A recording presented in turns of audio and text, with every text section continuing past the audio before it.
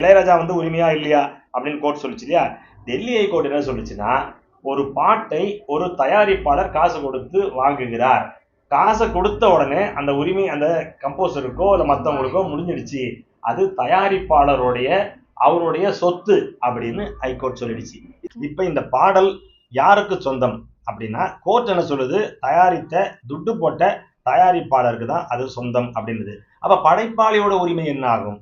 படைச்சிட்டியா, காசை வாங்கிட்டியா, போயிட்டே இரு, அதுக்கப்புறம் சார் அப்போ எப்படி சார் விட முடியும்? படைச்சாரு, ஆனா வாழ்க்கை வாழ்றது வந்து நம்ம கையில தான். அந்த மாதிரி தான் அவர் பாடிட்டாருன்னா அது தயாரிப்பாளருக்கு போயிடுச்சு.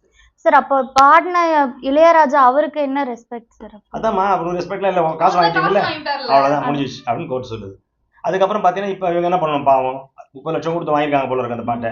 இளையராஜா 30 லட்சம் கொடுத்தாங்கன்னா அவங்களுக்கு சரிகமாக்கும் 30 லட்சம் கொடுத்தாங்க. அப்போ ஒரு பாட்டுக்கு 60 லட்சம் ரூபாய்க்கு ஒர்த்து தானா அந்த படத்துல? தெரியல. அகத்தியா யார் ஹீரோ?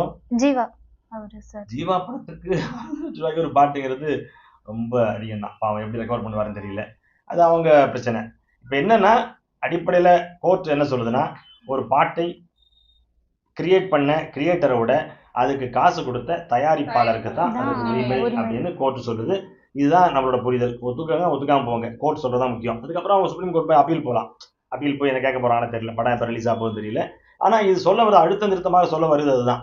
அப்ப நீங்க ஒத்துக்கிட்டாலே ஒழிய அப்படின்னு ஒரு கிளாஸ் போட்டிருக்காங்க. அதாவது நம்ம படம் பண்றப்பவே ரஹ்மான் கிளாஸ் போட்டுறாரு, எனக்கு தான் உரிமை அப்படின்ட்டு. அது நீங்க எழுதி கொடுத்துட்டீங்கன்னா முடிஞ்சு போச்சு, அவரு தான் உரிமை. இளையராஜா அந்த காலத்துல அப்படிலாம் பண்ணல, அதனால அந்த உரிமை அவர் கிடையாது, இவருக்கு தான் உரிமை அப்படிங்கிறது தான் நம்ம ஒத்துக்கிட்டே தீர்ந்து வேற வழியில கோர்ட்டை தான் சொல்லியிருக்கு. இது இன்னைக்கு புதுசு இல்லை. ஏற்கனவே 2005 சச்சின் அப்படின்னு விஜய் நடிச்ச படம், அதுக்கு தேவி ஸ்ரீ பிரசாத் மியூசிக்.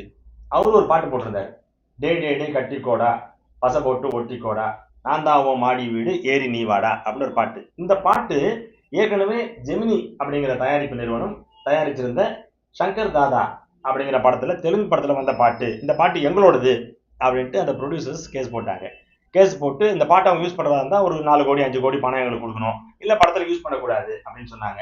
அப்ப ஹைகோர்ட் என்ன ஜட்மெண்ட், சென்னை ஹைகோர்ட் என்ன சொல்லுச்சுன்னா, அந்த பாட்டுல அந்த பாட்டு கம்போஸ் பண்ணவர் தான் தேவி ஸ்ரீ பிரசாத், அதையும் அவர் தான் பண்ணாரு, இதையும் அவர் தான் பண்ணாரு. ஆனாலும் அவருக்கு உரிமை இல்லை, அந்த பாட்டுடைய உரிமை தயாரிப்பாளருக்கு மட்டுமே இருக்கிறது அப்படி. அப்ப வந்து ஒரு பாட்டு வந்து பிரபலமே ஆகாம போறது காரணமே இதுதான். இன்னைக்கு வந்து ஒரு 10 வருடமாக எத்தனை பாட்டு பிரபலமாய் மேசிவ் ஹிட் எல்லாம் ஆயிருக்கும்?